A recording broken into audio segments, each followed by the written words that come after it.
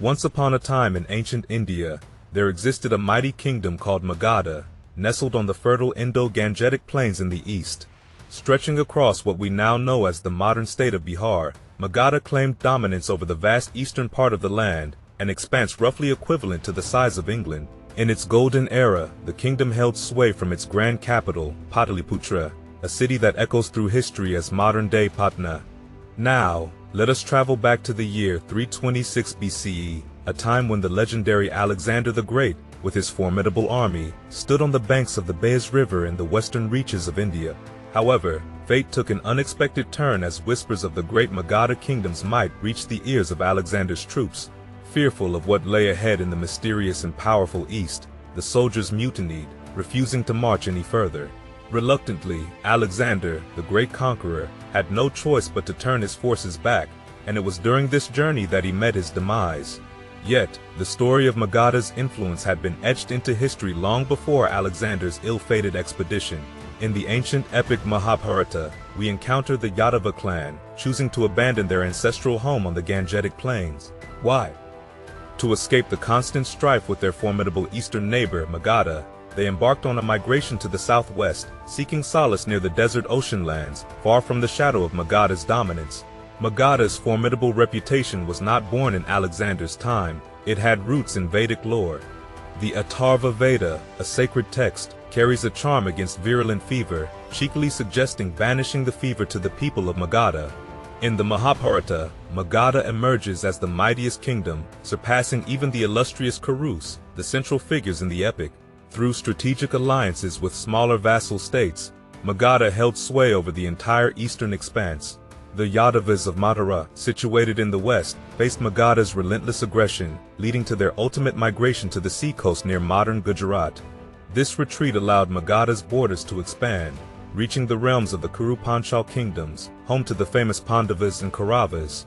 The indomitable Magadha, led by the formidable King Jarasandha, had powerful allies in all directions. To the southwest lay the vassal state of Chedi, accompanied by Vidarbha further south. To the east, Magadha found support from the allies Unga and Vanga. Farther east, the demon-ruled Pragyotishpur, with borders extending to China, considered Jarasandha as its overlord. Nestled amidst rings of mountains, Magadha's capital, Gurvraj, modern Rajgir, Bihar, stood as a symbol of impregnability. King Jarasandha, known for his might, had imprisoned 99 minor kings with a sinister plan for a grand human sacrifice upon capturing the 100th. However, fate intervened when the Pandava Bhim defeated Jarasandha in a wrestling match, tearing the mighty king into two. Although Jarasandha's son ascended the throne, he met his fate fighting alongside the Pandavas in the Kurukshetra War. Post the Kurukshetra War, the power of Magadha experienced a subtle decline, as references suggest its annexation by the southwest neighbor Avanti. Nevertheless, Magadha continued to hold its significance among the 16 principal states of ancient India. And continuing from the zenith of Magadha's power, we delve into the era when Gautama Siddhartha walked the earth, destined to become the enlightened Buddha. At this time, Magadha flourished under the wise rule of King Bimbisara, a monarch known for his astute diplomacy and expansive vision. Under Bimbisara's reign, Magadha expanded its domain by annexing neighboring eastern kingdoms while fostering alliances with those in the west and north. A testament to his diplomatic prowess was his friendship with the neighboring kingdom of Avanti, to whom he extended the services of his own physician during times of illness. The administrative machinery of Magadha functioned smoothly under Bimbisara's rule, with 3 distinct classes of officials overseeing the executive, judiciary, and military affairs of the kingdom. It was amidst this backdrop of political stability and cultural vibrancy that Gautama Siddhartha, driven by an insatiable quest for truth, arrived in Magadha. Seeking enlightenment, Siddhartha journeyed to Bodh Gaya, a sacred site within Magadha's borders, where he attained the transcendent state of Buddhahood. This momentous event marked the beginning of Buddhism, an influential spiritual tradition that would shape the course of history in the region. Following Bimbisara's demise, his son Ajatashatru ascended to the throne and ushered in a new era for Magadha. Ajatashatru, known for his ambitious expansionist policies, shifted the capital from Gurvraj to Pataliputra, modern Patna, thus solidifying its status as the kingdom's premier seat of power. Ajatashatru's reign was characterized by territorial acquisitions and military innovations. He annexed key regions such as Kosala, the Licchavi Republic, Kashi, and Avanti, employing advanced weaponry such as the Mahashalakantaka catapult and the formidable Radamishal, a chariot bristling with rotating spears and blades. Amidst the turmoil of conquests and conflicts, an intriguing tale unfolded involving Ajatashatru and the Licchavi state courtesan Amrapali. The devastation wrought upon the Licchavi lands deeply moved Amrapali, prompting her to renounce worldly pursuits and embrace the Buddhist path as a nun. Her son, fathered by Ajatashatru, followed in her footsteps, becoming a revered Buddhist monk. Despite initial hostility towards Buddhism, Ajatashatru later befriended the Buddha, honoring him even in death by enshrining his relics within a stupa at Girivraj. Hosting the first-ever council of Buddhist monks, Ajatashatru played a pivotal role in shaping the early Buddhist community. As the years passed, dynastic shifts marked Magadha's political landscape. The hereditary monarchy gave way to ministerial rule under Shishunaga, culminating in the ascent of Mahapadma Nanda to the throne. And continuing from the zenith of Magadha's power under the Nanda dynasty, we delve into the intriguing tale of its rise and eventual downfall.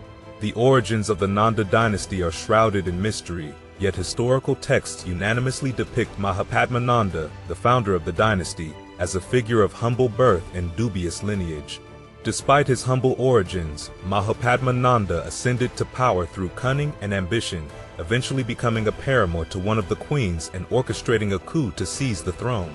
Under Mahapadma Nanda's reign, Magadha experienced a remarkable resurgence, reclaiming territories lost during the tumultuous transitions of previous rulers and expanding its dominion deep into the heart of the Deccan Plateau. By the time of Alexander the Great's incursion into the western frontiers of India, the Nanda dynasty had transformed Magadha into a formidable empire, stretching from the Gangetic seacoast in the east to the Punjab in the west. The military prowess of the Nanda dynasty was legendary, boasting a formidable army comprising 20,000 cavalry, 200,000 infantry, 2,000 chariots, and 3,000 war elephants. Alexander's own army, confronted with the daunting prospect of facing such a formidable opponent, mutinied in fear, refusing to advance further eastward. However, despite its vast wealth and military might, the Nanda dynasty was plagued by internal strife and despotic rule. The oppressive taxation policies imposed by the king, coupled with his reputation for cruelty, made him deeply unpopular among the populace. Legends abound regarding the king's extravagant wealth, with tales of him hoarding vast treasures by burying gold along the riverbeds of the Ganges. Even centuries later, during the time of the Chinese pilgrim Hian Song in the 7th century, the allure of the Nanda's fabled riches lingered in the collective memory of the people. In the wake of Alexander's departure, a power vacuum emerged in western India, paving the way for Chandragupta Maurya to ascend to prominence. Seizing the opportunity, Chandragupta rallied support, subjugated neighboring kingdoms, and ultimately orchestrated the downfall of the Nanda dynasty. Details surrounding the overthrow of the Nandas remain shrouded in ambiguity, but it is widely believed that Chandragupta Maurya's rise to power was facilitated by popular discontent and support from within the palace walls. With the fall of the mighty Magadha Kingdom, the stage was set for the emergence of a new empire that would dominate the Indian subcontinent, the Mauryan Empire, under the visionary leadership of Chandragupta Maurya.